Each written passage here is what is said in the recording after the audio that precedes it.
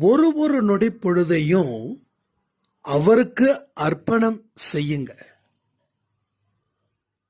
உங்க வாழ்க்கையில நடக்க இருக்கக்கூடிய சந்தோஷமும் அற்புதங்களையும் எந்த காரணத்தை கொண்டும் தவற விடாதீங்க.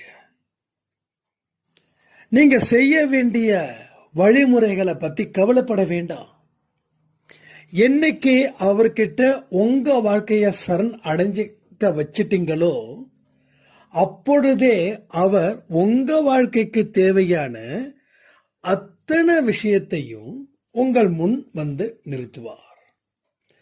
ஸோ லைஃப்ல பொறுத்த வரைக்கும் பல நல்ல விஷயங்கள் உங்களுக்கு திரும்ப திரும்ப கிடைக்கணும்.